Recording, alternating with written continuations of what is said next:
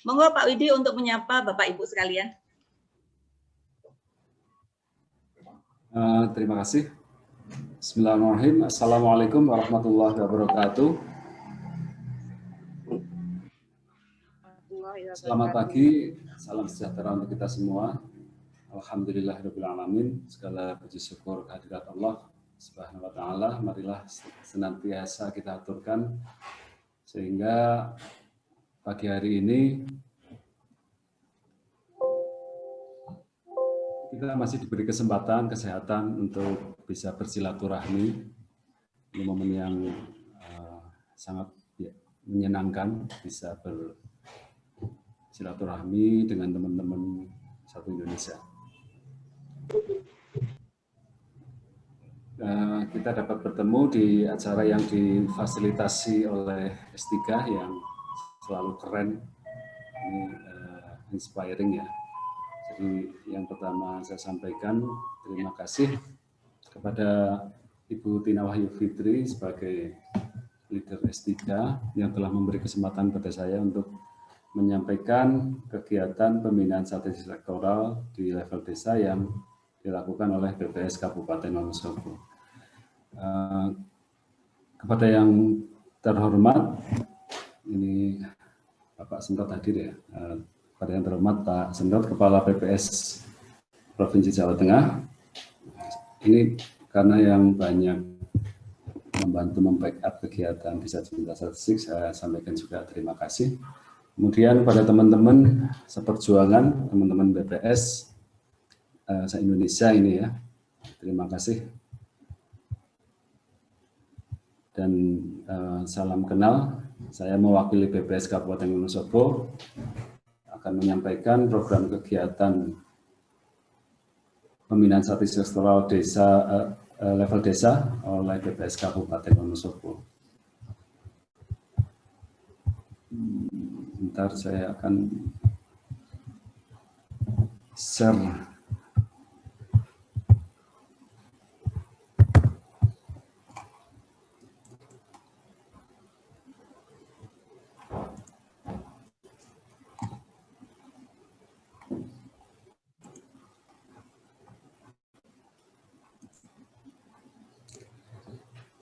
Untuk saya akan langsung aja karena ini waktunya tadi sudah disampaikan di jam kerja dan kalau bisa se-efisien mungkin saya akan mencoba cepat walaupun materinya agak banyak. Nanti mungkin minta tolong ke tim S3 materi yang sudah dikirimkan untuk diupload ke Zoom gitu ya, biar nanti. Iya, siap. Ya, karena presentasi yang lengkap di sana. Ini saya potong-potong untuk menyampaikan. Mudah-mudahan dalam 1 jam ke depan selesai. Baik, Mas Widi, berarti yang di-share yang kemarin dikirim sama saya ya? Sebagian, tidak semua. Terus yang mana dong yang mau saya share? Yang kemarin aja di-share ya. Iya, yang dikirim sama saya kan? Ya. Oke, siap. Saya akan langsung saja ini menyampaikan. Kemarin ini juga saya dapat banyak ilmu dari S3, di antaranya salah satunya adalah SWOT gitu ya, menciptakan SWOT, walaupun SWOT yang disampaikan di pembelajaran S3 itu detail sampai penghitungan, sampai ada survei, bikin kuesionernya, sampai nanti ada kesimpulannya, tapi saya hanya ngambil dari sisi ketika ada suatu permasalahan, suatu kegiatan, kita lihat kekuatannya, kemudian kelemahannya, ancaman dan peluangnya. Ini yang saya sampaikan di sini untuk kekuatannya dari internal dan nanti peluangnya dari sisi faktor eksternal. Untuk yang ancaman dan itu nanti di yang lain.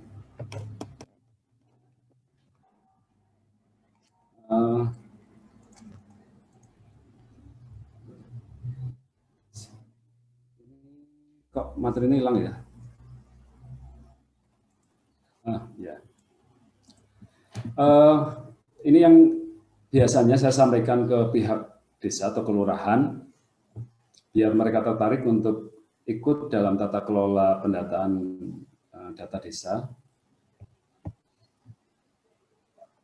apa yang mereka akan dapatkan ketika mengikuti program Desa Cinta Statistik. Karena kalau misalkan kita nggak menawarkan yang mereka nanti akan dapat apa itu, biasanya mereka ya kurang responnya. Tapi kalau kita menyampaikan nanti apa yang akan mereka dapatkan, ya insya Allah responnya nanti bagus.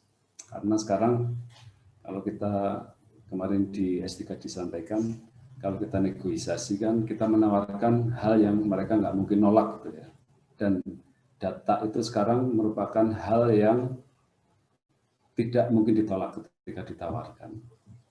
Yang pertama yaitu sekarang dengan dana desa yang sudah tergelontor ke desa, ini minimal tiap desa itu sudah dapat 660-an juta gitu ya, belum plus nanti ada indeks yang lain sehingga rata-rata 1, sekian M gitu. Itu upah perangkat desa itu sudah relatif tinggi untuk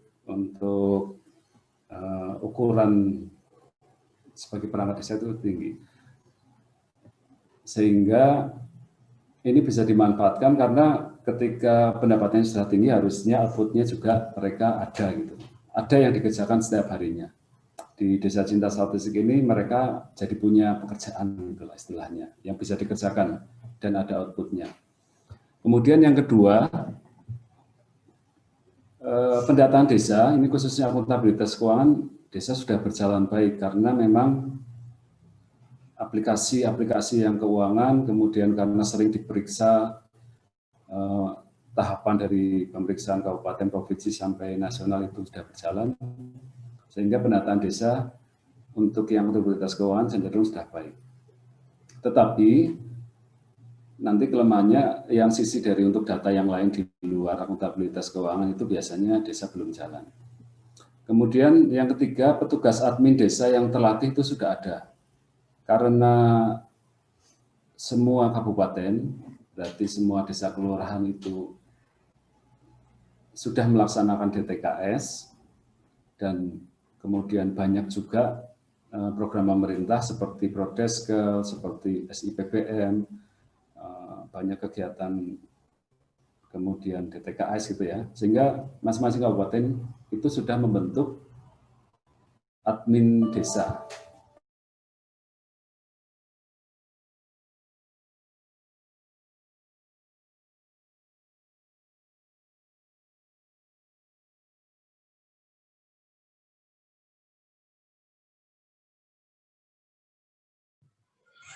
Ya, gimana Pak Widi? Apakah di tempat pengasingan juga sedang terjadi koneksi yang kurang baik? Kalau di kabupaten sekarang sedang badai, di luar sangat gelap. Mbak Putu, apakah suara saya bisa didengar? Sangat jelas, Bu Tina. Oh, ya. Alhamdulillah. Karena gelap sekali Mbak di luar. Untung muka saya masih tetap bercahaya ya. Bedaknya 1 meter. Baik, ini sepertinya Mas Widi maklum Mbak. Dataran Dieng tinggi sekali. Jadi sinyalnya itu agak susah. Ya, kita coba dulu ya sebentar.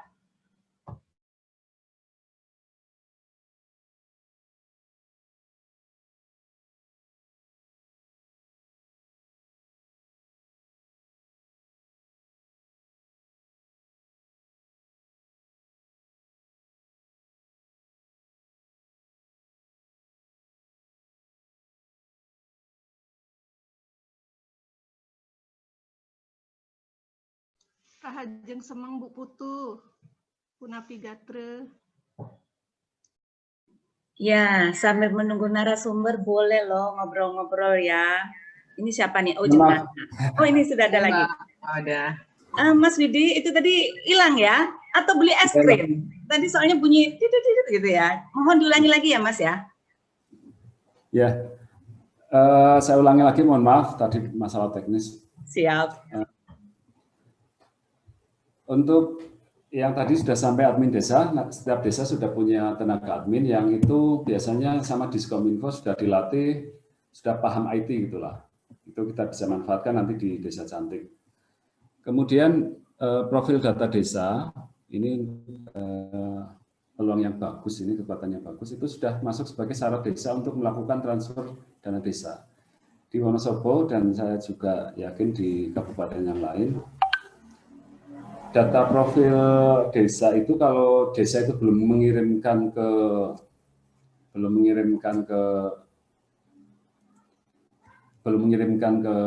Pemkab, itu belum bisa ditransfer dana desanya, karena itu syarat. Sehingga desa wajib membuat profil desa dan mengirimkan. Cuma permasalahannya, yang diupdate oleh desa di data profil desa, ini mirip kayak podcast yang di BPS gitu ya. Tetapi mereka karena tidak punya datanya, sehingga cenderung ketika mengupdate profil desa itu ya seadanya.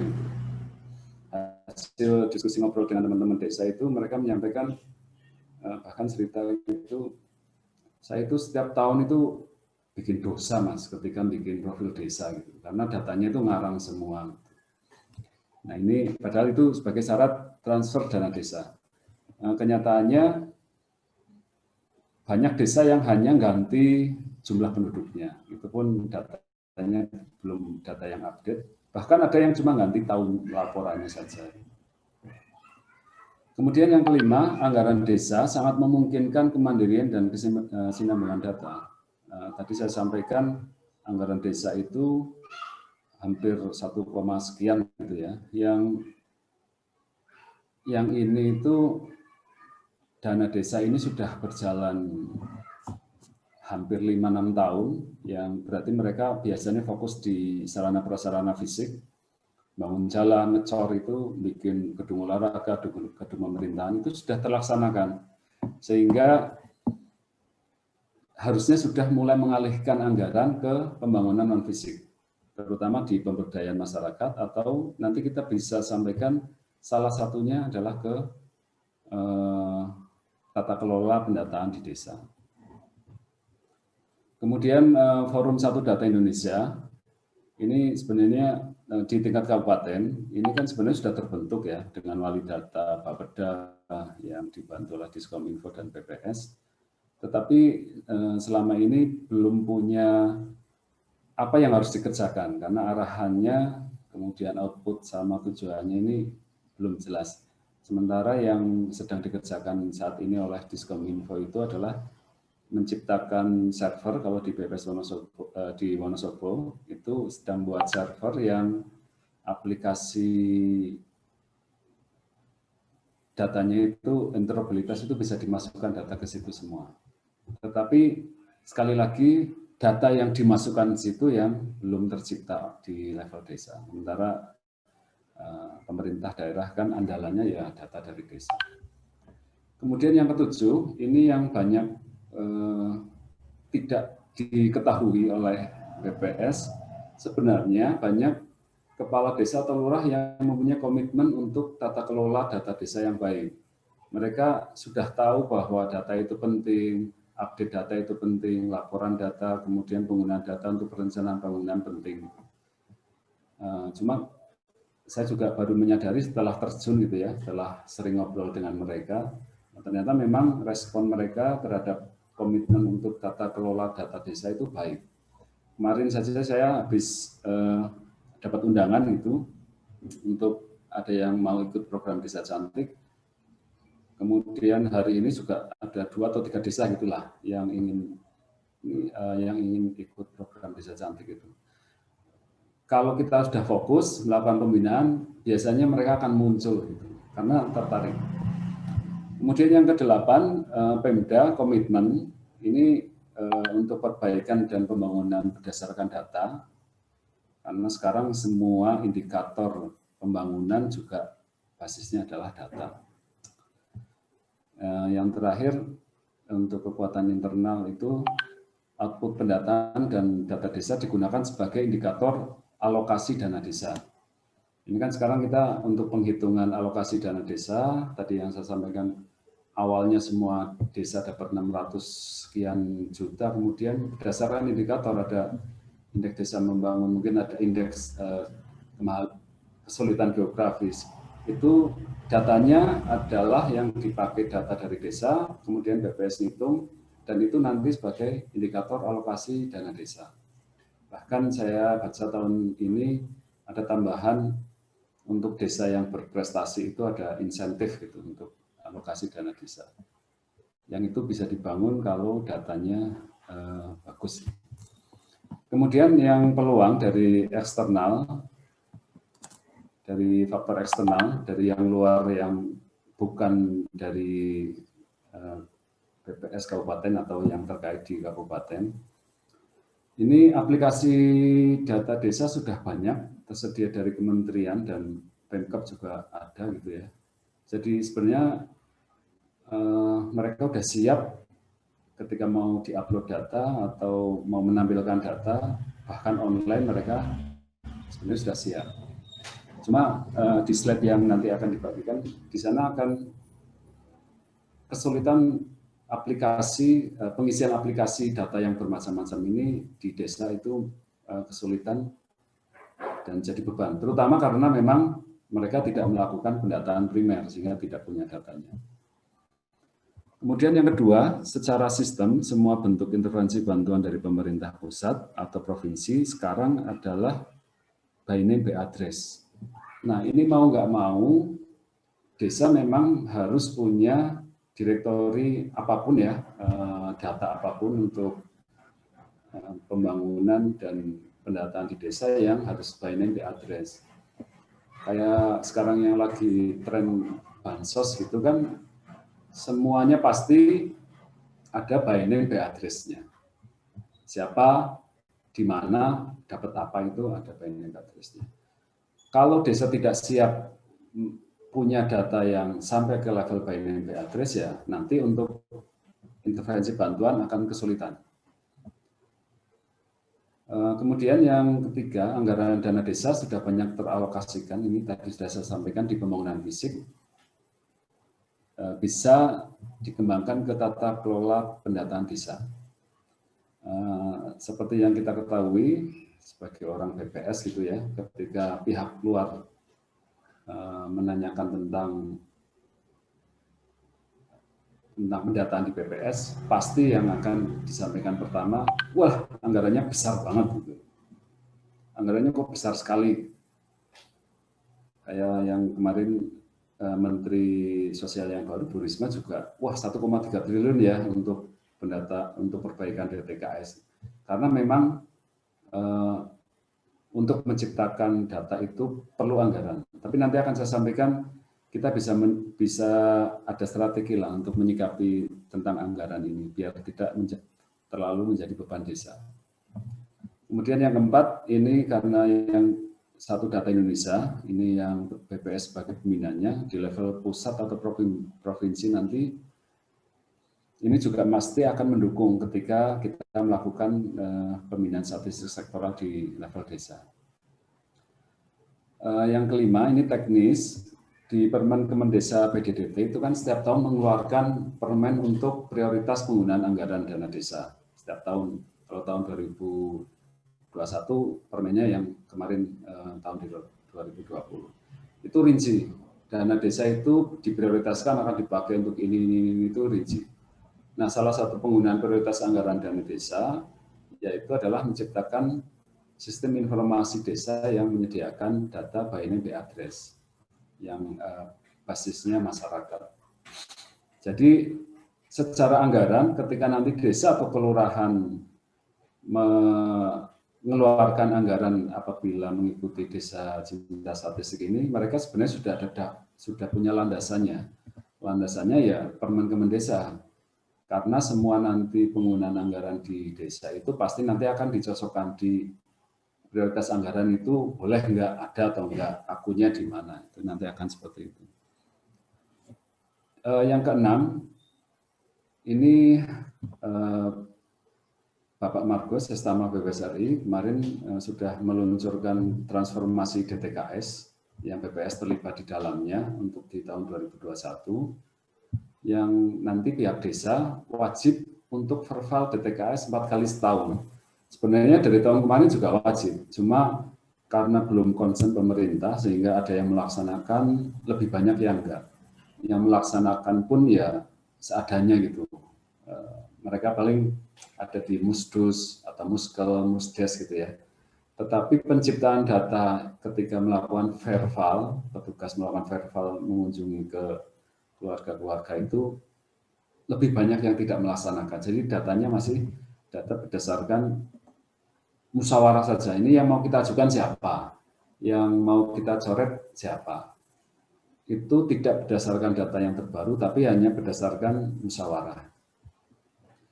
Nah, ini saya nanti agak panjang tentang yang DTKS ini, karena ini peluang bagi kita nanti BPS ketika menawarkan ke Pemda maupun langsung ke kecamatan atau ke desa agar mereka mau ikut serta dalam pembinaan statistik sektoral ini, pelaksanaan DTKS di 2021 ini bisa jadi peluang.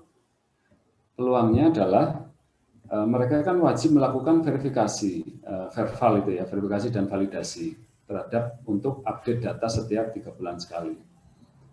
Secara teknis itu nanti BPS akan jadi instruktur gitu ya. Nggak tahu nanti yang detailnya yang di 2021 sampai jadi pengawas atau sampai jadi apa itu saya belum jelas, karena yang di tahun 2020 hanya sebagai instruktur.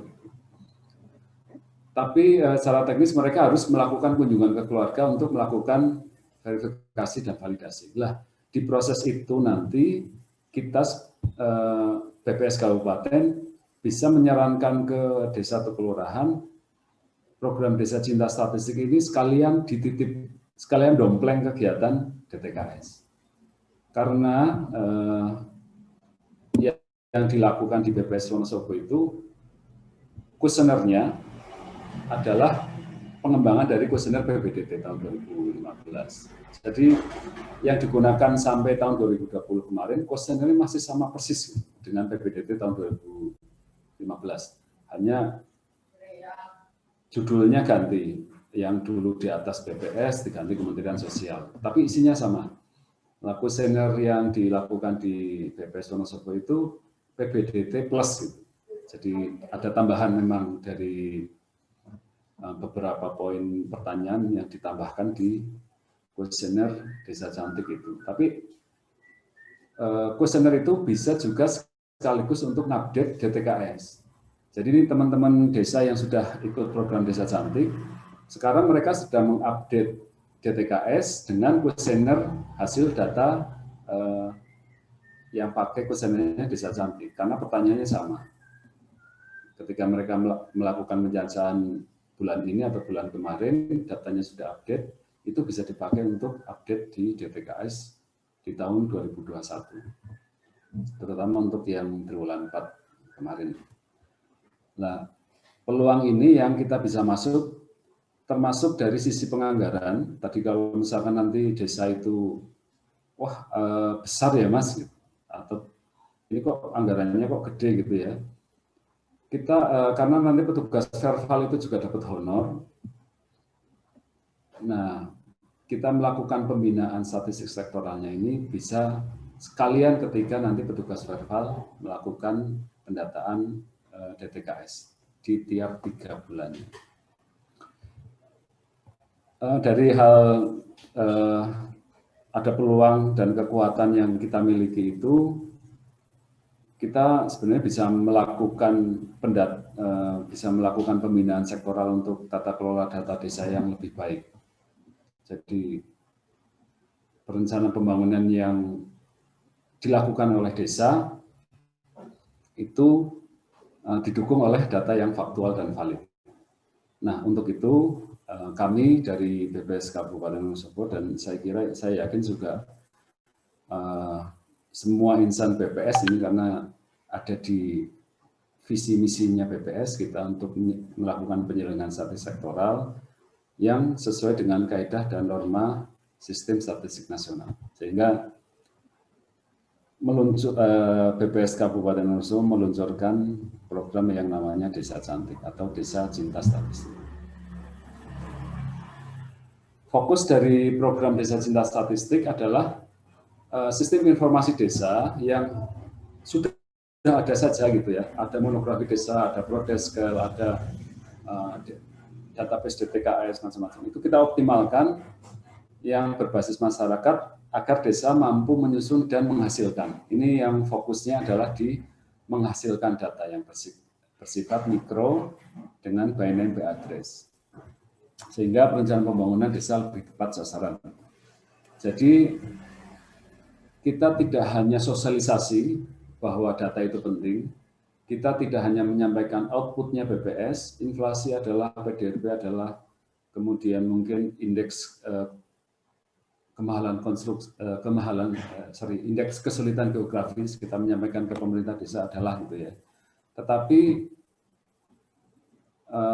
dengan program Desa Cinta Statistik kita membuat tata kelola yang baru. Tata kelolanya sudah ada, tapi kita membuat itu muncul di masing-masing desa sampai menghasilkan data. Tidak hanya sosialisasi, tapi sampai menghasilkan data. Ini yang fokusnya program Desa Cinta Statistik. Ada yang akan dilaksanakan nanti, yang sudah dilaksanakan oleh BPS Wonosobo, nanti ada BIMTEK,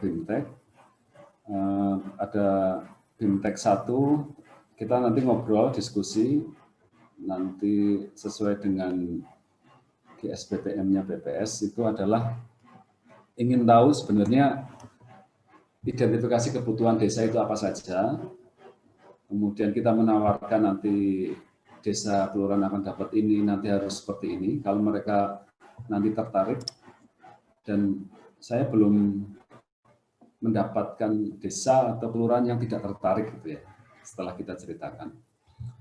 Kemudian setelah itu deal termasuk persiapan anggaran, persiapan petugas, sarana-prasarana, kemudian kita ke BIMTEK 2, yaitu pelatihan petugas pengumpulan data. Karena judulnya program ini adalah integrasi antara agen perubahan, birokrasi, dan statistisi APS gitu ya. Dari kegiatan yang dilaksanakan ini memaksimalkan itu 3 komponen utama kekuatannya BPS. Ketika yang koordinasi dan konsolidasi BPS SKPD, ini yang banyak bermain itu adalah birokrasi. Kasih yang punya koneksi langsung dengan masing-masing dinas itu yang menyampaikan informasi tentang Desa Cinta Statistik ini. Seperti ke Diskominfo, ke Sekda, ke DPRD.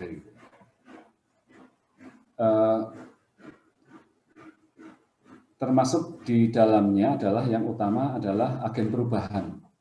Nanti di belakang akan saya sampaikan agen perubahannya itu posisinya di mana.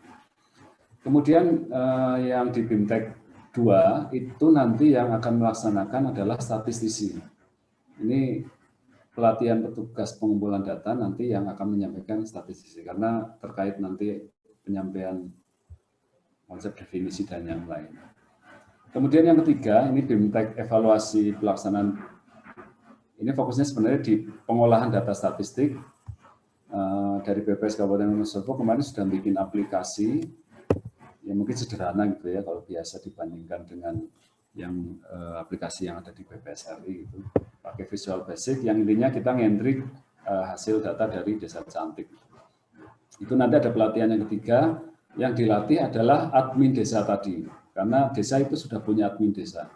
Mereka sudah biasa ngentri, sudah biasa upload, sudah biasa laporan keuangan berdasarkan IT. Sehingga relatif tidak, bukan hal yang barulah di desa. Ini bisa dilaksanakan nanti oleh statistisi yang peranata komputer, gitu. Kalau yang sekarang ya, kalau yang dulu ya kasih PDS dan stafnya, tapi yang sekarang ya berarti yang peranata komputer. Kemudian yang terakhir, yang keempat, BIMTEK pembuatan publikasi statistik desa. Di slide yang satunya itu nanti kita akan bikinkan bukunya.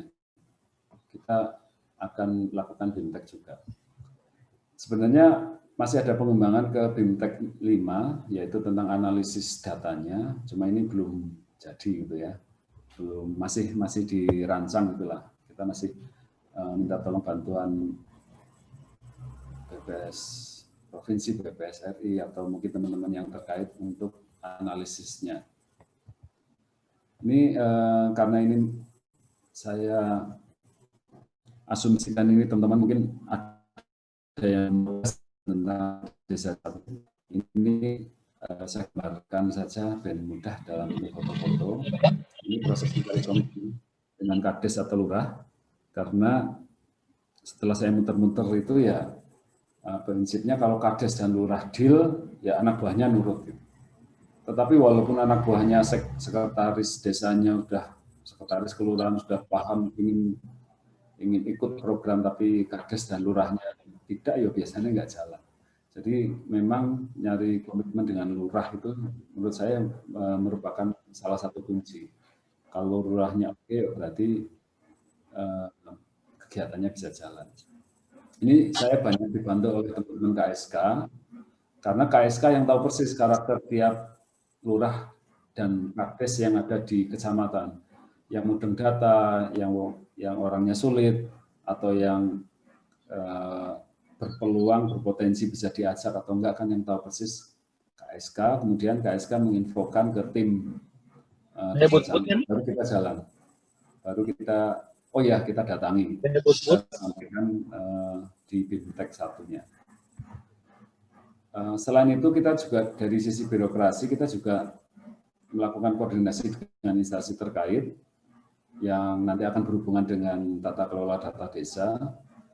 Untuk tahun ini kemarin dari Sekda itu sudah menyajikan dan akan dilaksanakan itu FGD yang akan semua dinas instansi itu dikumpulkan.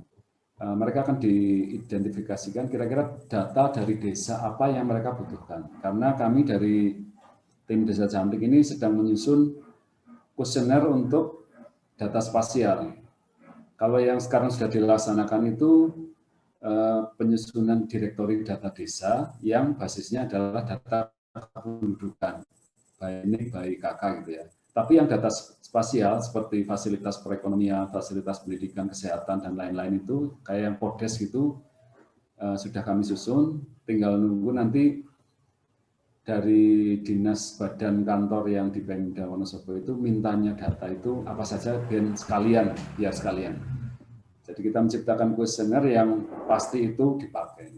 Jangan kita menanyakan hal yang nanti nggak dipakai oleh Pemda, atau malah justru kebalikannya kita tidak menanyakan hal yang dibutuhkan oleh Pemda.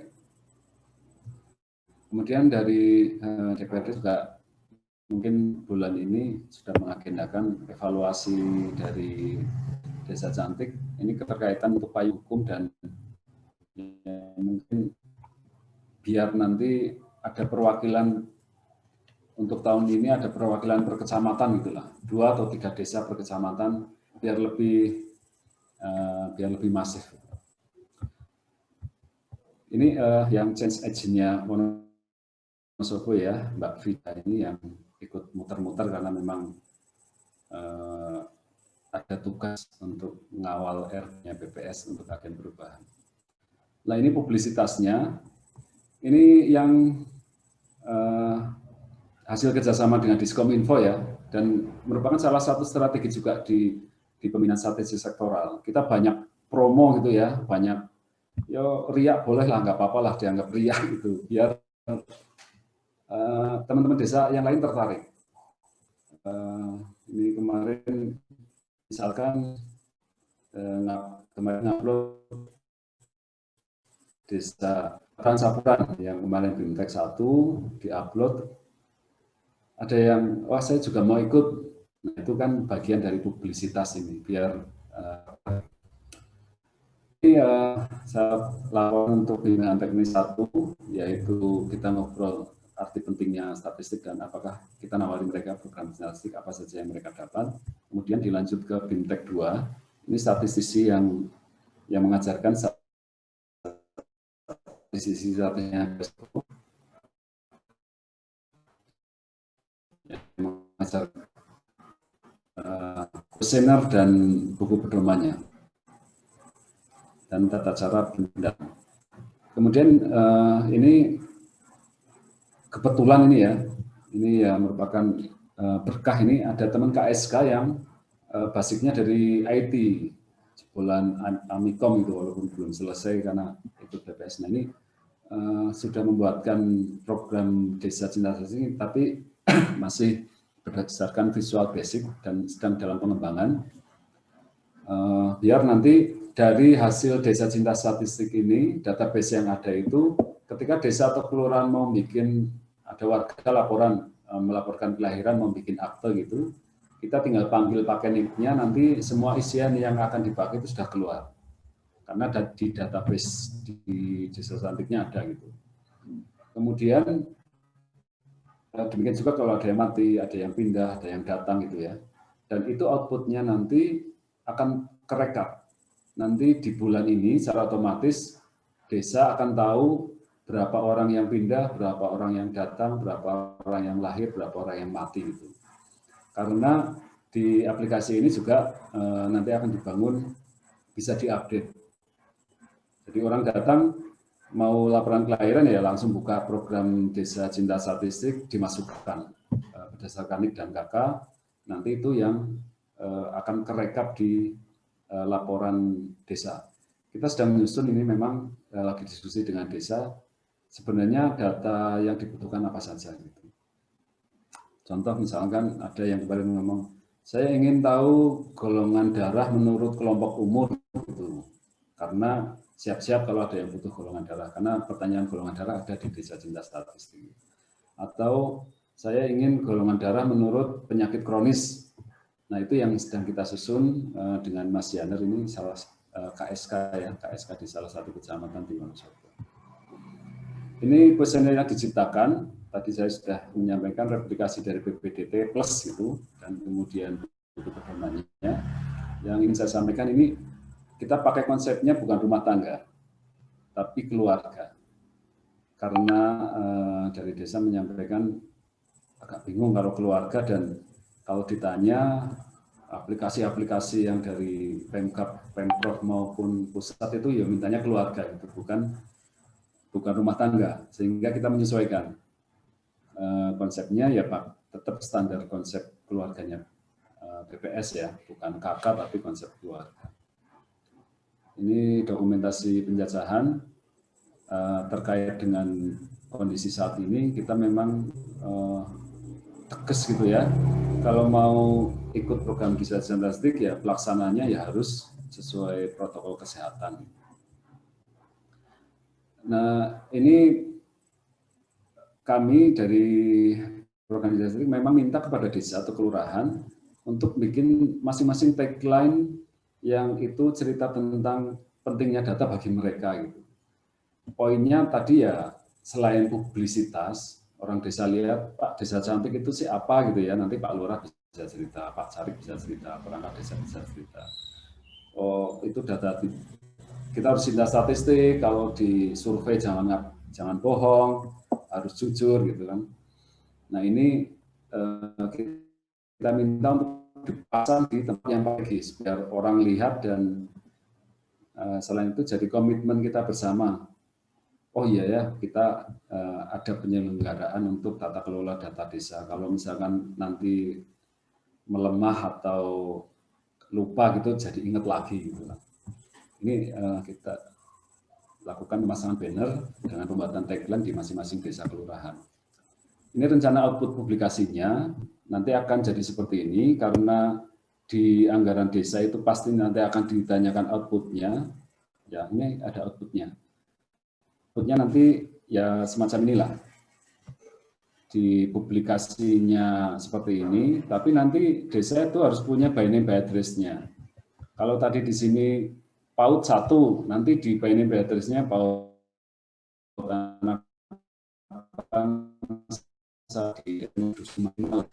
baru kalau misalnya desa berkepentingan di data itu, silahkan tinggal nambah kolom-kolom.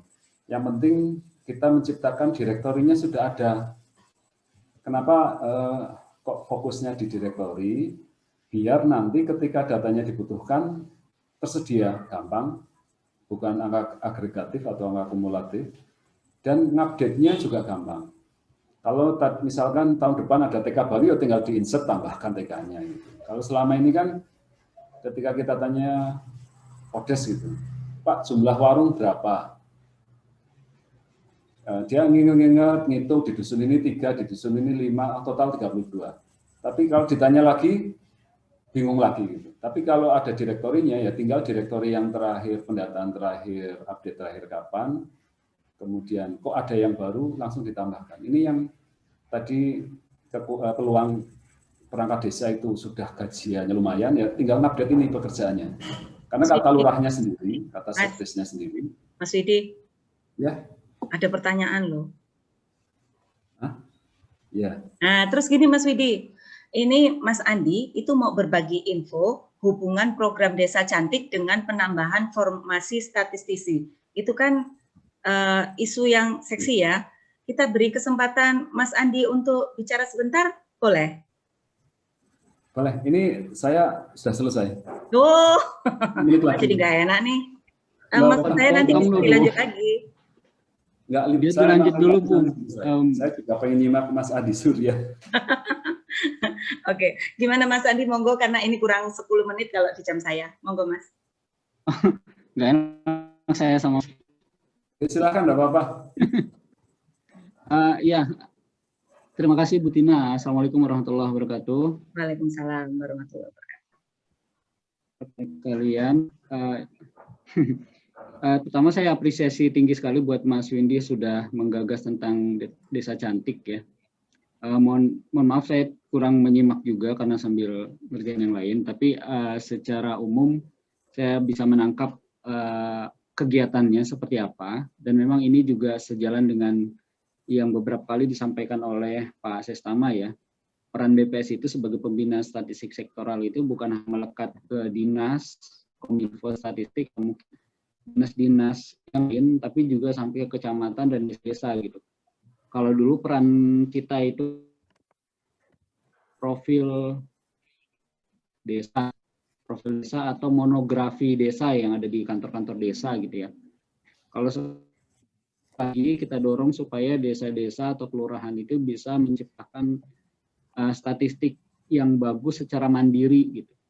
Dan itu bisa menjadi peran statistisi di kabupaten kota maupun peran dari KSK gitu. Jadi sekarang kami sedang menyusun perubahan butir-butir kegiatan statistisi. Jadi bagi teman-teman fungsional statistisi, mudah-mudahan dalam Januari atau Februari ini sudah ada butir kegiatannya baru. Dan di butir kegiatan itu mengakomodir pembinaan statistik sektoral, gitu. Jadi mungkin KSK nanti kalau melakukan pembinaan kepada desa itu bisa dapat angka kreditnya. Harapan kita seperti itu. Jadi kenapa kita dorong supaya pembinaan statistik sektoral itu masuk ke dalam ke dalam butir kegiatan, supaya itu menjadi tugas pokoknya utama dari BPS. Itu selain penyedia data statistik juga sebagai pembina, itu muncul di Perpres tentang BPS gitu. Maunya kita seperti itu. Jadi dengan penguatan kelembagaan, kedudukan BPS itu sebagai pembina dia jadi naik di antara dinas-dinas yang lain, karena dia kan ada pembangunan di bidang pendidikan, misalnya pembangunan di bidang ekonomi. Nah, BPS itu tugasnya pembangunan di bidang statistik, berkoordinasi dengan dinas lain untuk mengembangkan statistik. Nah, itu jadi tusi utama harus muncul di butir kegiatan. Kalau sudah muncul di tusi, sudah muncul di butir kegiatan, maka formasinya jadi ada gitu. Formasi sebagai pembina itu muncul. Kalau sekarang kan formasi di kabupaten kota itu paling tinggi adalah statistisi. Madya ada di beberapa kabupaten kota aja mungkin ya, besar ya. Sedangkan nah maunya kita ketika melakukan pembinaan ke dinas atau mungkin ke Pemda bahkan memberikan masukan, sebaiknya Pemda punya data ini, sebaiknya punya data ini gitu kan. Itu jadi jenjang statistisinya harus meningkat, harus setingkat atau selevel dengan kepala BPS kabupaten kotanya gitu. Kepala BPS kabupaten kota mungkin nanti melakukan koordinasi dan memonitor progres kegiatan rutin, sedangkan si fungsional statistisi madya yang ada di kabupaten kota itu tugasnya membina. Jadi nanti tidak bisa dimungkinkan muncul 1 orang statistisi media di setiap kabupaten kota dan 1 orang statistisi utama di setiap provinsi gitu. Harapan kita ke sana. Jadi pertama perbaikan butir kegiatan dulu, perbaikan TUSI, dari perbaikan TUSI organisasi nanti jadi masuk ke peningkatan formasi. Harapan kita ke sana Bu Tina. Jadi ini mohon izin Mas Widi nanti mungkin bahan paparannya kami contek ya sebagai bukti bahwa sebenarnya pembinaan statistisi sudah dilakukan gitu, pembinaan sektoral dan desa itu sudah dilakukan gitu.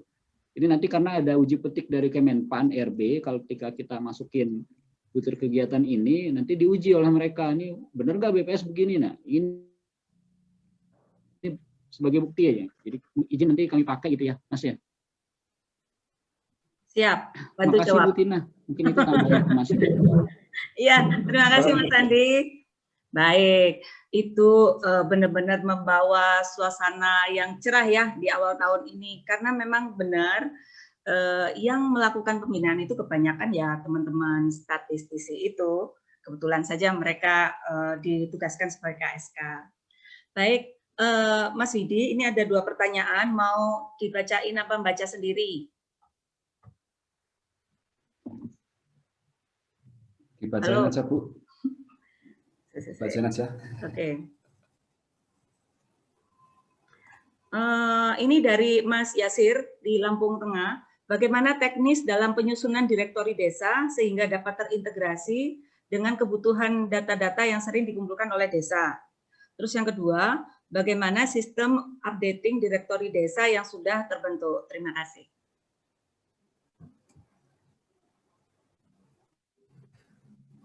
Ya, terima kasih. Untuk yang sistem tadi sudah saya jelaskan, nanti secara aplikasi itu bisa juga sebagai update apabila ada kependudukan ya, ada dokumen-dokumen kependudukan atau kepengurusan kependudukan itu bisa diupdate melalui aplikasinya. Ini sedang dikembangkan oleh teman kami. Gitu. Terus yang pertama tadi apa ya Bu? Bagaimana teknis dalam menyusun direktori desa sehingga dapat terintegrasi dengan kebutuhan data-data yang sering dikumpulkan oleh desa? Nah, itu yang kita melakukan di BIMTEK 1 di GSBPM itu ya, Statistik Model kan yang pertama kan identifikasi kebutuhan. Yo, mereka kan nanti akan cerita, saya ditagih untuk Podes ini, KSK-nya nanti KSK saya untuk ini kan kemudian data itu rencananya kita bagi 2, yang satu yang berbasis data, makanya pesanannya itu adalah DK gitu ya, penyusunan data desa untuk data kependudukan. Yang kedua yang data spasialnya, yang data spasial yang kayak Podes. Cuma kalau Podes yang dilakukan BPS itu adalah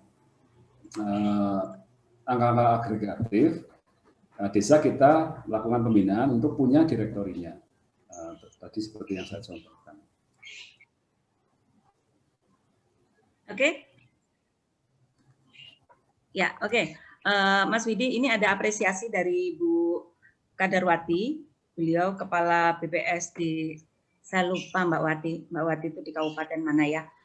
Beliau mengatakan, Alhamdulillah dapat kesempatan ikut acara ini. Sekedar info, akhir tahun kemarin saya mencoba membuat pembinaan statistik sektoral tingkat kecamatan dengan mengundang 2 perangkat kecamatan, Kominfo dan Bapekot.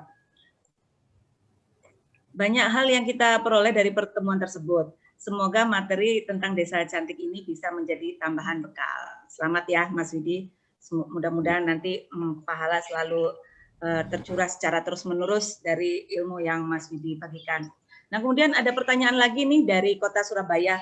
Tadi Bu Kadarwati itu dari Jawa Timur juga.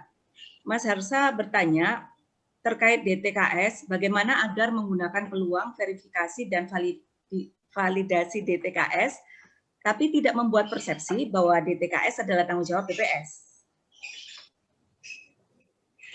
Oke, terima kasih Mas Harsa. Sasa itu satu angkatan, tapi tidak satu kelas, apalagi satu bangku. Terkait DTKS, sampai sekarang pun memang tidak bisa diabaikan, persepsi masyarakat gitu ya, itu tidak bisa dihilangkan kalau itu pekerjaannya BPS gitu.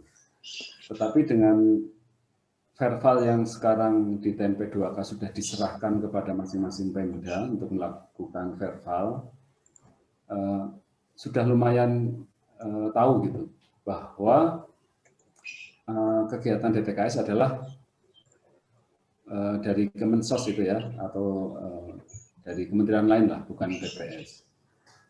Nah, justru yang tadi disampaikan oleh Mas Harsa, saya yakin ini karena nanti BPS akan ditarik-tarik lagi di urusan bansos, nanti ribet, nanti jadi masalah gitu kan, pasti nanti ujungnya kan seperti itu.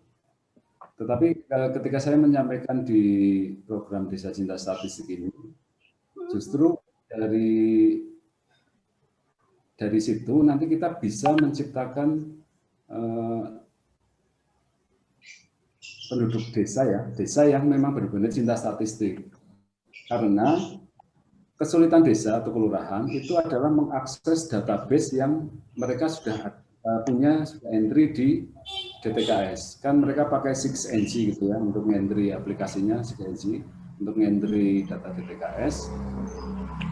Tapi mereka kesulitan untuk mengakses database-nya. Kalau di Cantik, database-nya kan ada. Sama dengan yang ada di 6NG itu, karena pertanyaannya sama.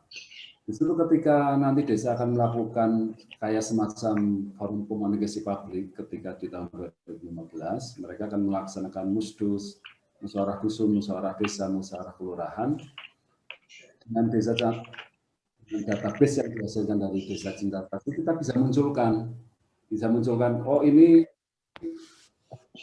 warga yang berlantai tanah, yang anaknya masih sekolah atau yang punya penyakit kronis, itu bisa ditampilkan ketika musyawarah. Jadi musdus itu tidak hanya berkutat di nama, itu kelihatannya miskin, itu saja dimasukkan, ini tapi sudah langsung berdasarkan database itu. Dan ketika nanti kalau database-nya salah, ya ditandani, karena di komunikasi publik kan nanti akan tahu gitu ya, kalau oh ini katanya dia jawabnya nggak jujur, itu kan akan tahu kalau kita lihat database-nya. Nah, kalau misalkan memang persepsi bahwa BPS yang melaksanakan DTKS itu belum hilang, pelaksanaan transformasi DTKS 2021 kan ya akhirnya BPS nyemplung ya, tadi saya sampaikan nggak tahu nyemplungnya sampai di mana, tapi setahu saya memang sudah disiapkan. Pernah baca yang uploadan dari Mas Kesehatan DTKS itu sudah menyiapkan nama dinas, enumerator, SK sekian. Saya nggak tahu keterlibatannya nanti akan di sisi mana. Tapi menurut saya kalau memang kita terlibat, tapi kita menyampaikan keterlibatan kita justru membawa dan desa atau kelurahan biar nggak dikomplain oleh, tapi menurut saya nggak apa-apa. Jadi ada challenge, tapi kita nyampaikan yang lebih baik. Oke, baik. Mas, ada lagi pertanyaan ini dari Jeng Nana.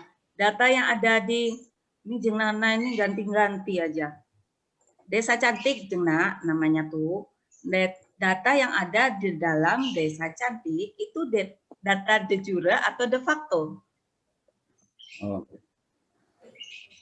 Yang kita sampaikan pada saat BIMTEK 3, pada saat pelatihan tugas, yang disampaikan, yang kita akan lakukan pendataan adalah de facto.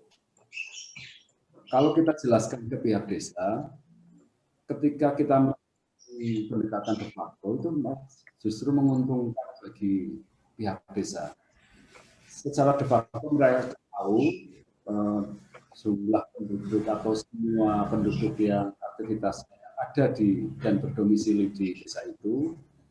Tapi secara de jure mereka nggak hilang, karena secara de jure itu sampai saat ini di Kalimantan 5 tahun, di Malaysia 3 tahun masih dapat undangan pemilihan bupati kemarin. Berarti kan secara administratif mereka nggak hilang. Ketika nanti kita de jure, desa jadi punya dua data. De jure-nya tetap ada karena masih ada di Disdukcapil, de facto-nya hasil data pendataan desa cantik. Oke, baik. Nah, Mas Widi, ini pertanyaan saya nih, terakhir ya. Sekarang kan zamannya virtual. Dulu ada teman saya yang menasehati bahwa hari gini itu tidak cukup tulisan, tapi video. Ada enggak dibuat semacam film dokumenter pembuatan Desa Cantik ini? Sepertinya keren deh.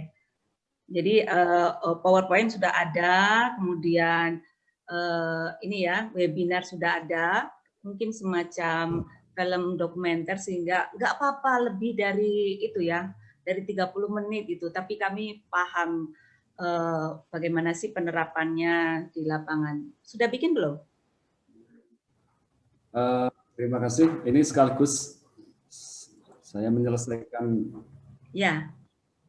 Ini ABS ya. Ada agen perubahan, birokrasi, statistisi. Nanti akan saya kaitkan dengan pertanyaan Bu Dina yang terakhir. Kemudian ini manajemen mitra. Ini kadang yang peluangnya besar tapi tidak kita manfaatkan karena saya ada manfaat besar dari manajemen mitra. Tadi ditanya apakah mungkin dokumenter tentang Desa Cantik. Kemarin kita sudah melakukan tag video gitu ya, minta tolong bantuan salah satu desa dan kemudian bikin video, sudah di YouTube kan juga di BPS, YouTube BPS. Itu yang bantu merekam, yang bikin videonya itu dari mitra BPS, salah satu mitra BPS yang bikin seperti ini ya, logo Desa Cinta Statistik juga mitra. Ini orangnya ini karena dia punya kemampuan dibuat di bidang ini ya, sehingga banyak sekali membantu. Ini termasuk publisitasnya ketika hal yang sama dilakukan dengan sentuhan seperti itu, dengan yang tanpa sentuhan kan lebih menarik yang seperti itu. Nah ini kami sudah membuat kemarin, cuma waktu itu belum selesai, tapi kalau nanti itu misalkan mau diselesaikan. Nah ini terkait yang terakhir ini tentang manajemen mitra, banyak informasi atau yang nyampe ke Kades atau lurah itu dari mitranya, karena BPS kan orangnya sedikit, mobilitasnya juga nggak bisa saat ya. Tetapi mereka yang mitra, volunteer gitu, ini kemarin yang kelurahan Sapuran itu yang ngerayu Pak Lurahnya juga dari mitra, karena mitranya itu juga sekali pemberdayaan masyarakat karena itu ya.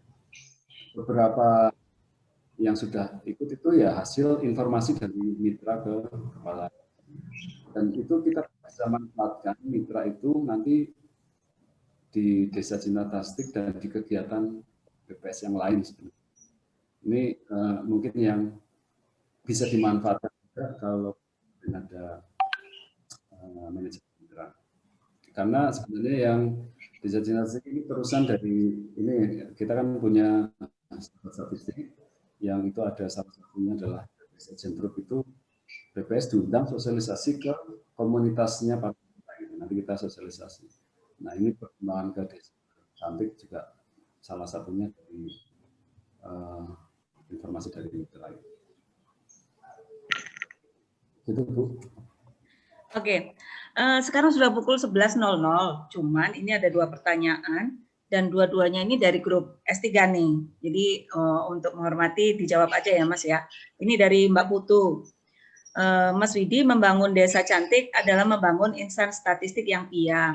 Hal apa yang paling penting dilakukan agar SDM di desa atau kelurahan benar-benar cantik? Berapa target awal Desa Cantik di Wonosobo? Terima kasih. Ya, untuk target awal kita melaksanakan BIMTEK 1 terutama pentingnya data itu kemana-mana. Sampai hari ini sudah ada 10-an desa yang kita datangi, 10 atau 11 gitulah. Setelah itu mereka tertarik atau tidak tertarik, sebenarnya nggak ada yang tidak tertarik, tetapi biasanya di anggaran gitu. Karena mereka belum anggarannya ada tapi belum berani. Kan ini hal yang baru gitu ya. Makanya kita melakukan pendekatan ke Sekda, ke DPRD ya dalam rangka untuk penguatan anggaran itu. Jadi desa itu tadi minat data itu, kalau kita menyampaikan tentang data, pentingnya data, nanti akan update, nanti desa kelurahan tidak dikomplain lagi oleh warganya terkait bansos karena datanya sudah terbaru. Itu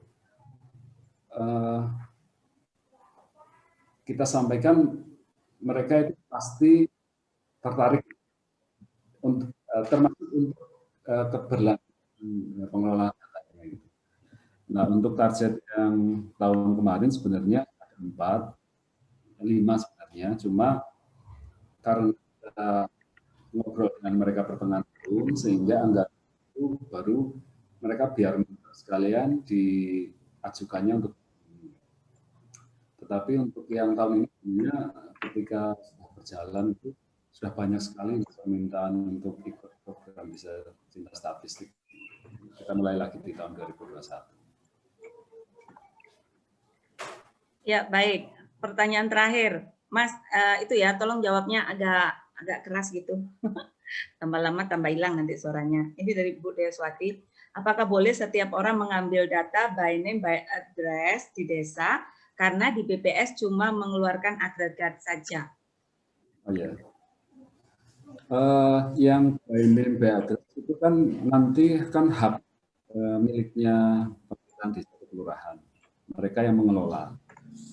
BPS memang tidak boleh mempunyai by name by address, tapi desa kelurahan desa itu jelas itu menyebutkan di Permen Teman Desa PDDP, nanti bisa dilihat dari tahun 2017 sampai 2021 itu di bagian akhir itu ada setelah pemberdayaan masyarakat itu menciptakan sistem informasi desa yang berbasis by name by address gitu.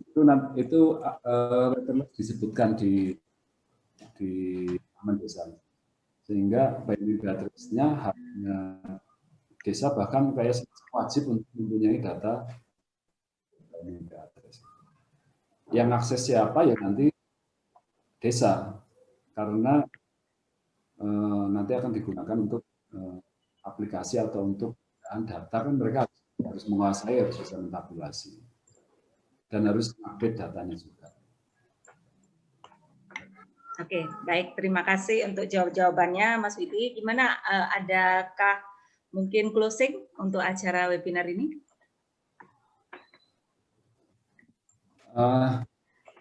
Kalau untuk closing, itu saya sampaikan terima kasih kepada pembelajaran S3 yang sekarang merambah ke Zoom. Ya. Ini saya dapat banyak tambahan ilmu dan yang bermanfaat, dan kalau cuma teori nggak dipraktikkan itu kan seperti orang lumpuh suruh berjalan gitu. Sehingga salah satu praktik dari banyak bahan pembelajaran yang disampaikan sebelum S3 kan gitu ya, itu banyak membantu saya dan kami dari BPS Wonosobo untuk menciptakan, termasuk salah satunya adalah program Desa Cinta Statistik. Kepada teman-teman semua, kalau misalkan nanti tertarik untuk melakukan hal yang sama di pembinaan statistik desa, kami sangat terbuka dan kami juga mohon bantuan masukan, karena beberapa teman-teman BPS Kabupaten Kota lain yang ATM plus gitu ya, sangat bagus sekali. Ada beberapa kabupaten bahkan sudah punya nama dan program kerjanya sama concern mereka terhadap tata kelola data desa itu detail rinci ya, dan SPK-nya diperhatikan, kemudian sudah merujuk rekomendasi statistik itu menurut saya saling melengkapi, biar ketika melakukan pembinaan statistik desa sudah juknis dan probisnya saya kira sudah jelas gitu. Jadi mohon bantuan juga, masukan dan saran biar program Desa Cinta Statistik di Wonosobo itu jadi lebih baik, lebih sempurna. Terima kasih. Baik, terima kasih juga. Baik, Bapak Ibu semua. Gimana? Sekarang saya nutup. Mohon maaf apabila dalam penyampaian ada yang tidak berkenan. Terima kasih sekali lagi. Akhirul kalam. Assalamualaikum warahmatullahi wabarakatuh. Waalaikumsalam Waalaikumsalam Ya, Bapak Ibu, itu tadi narasumber kita, Mas Widi. Ya, Mas Widi Pranowo, bukan Mas Wiji atau Mas Widi. Baik, terima kasih Pak Widi dan juga Bapak Ibu semuanya. Insya Allah kita akan bertemu lagi Kamis minggu depan dalam acara S3 Agile. Wassalamualaikum warahmatullahi wabarakatuh. Salam sehat semuanya. Waalaikumsalam warahmatullahi wabarakatuh. Sehat selalu.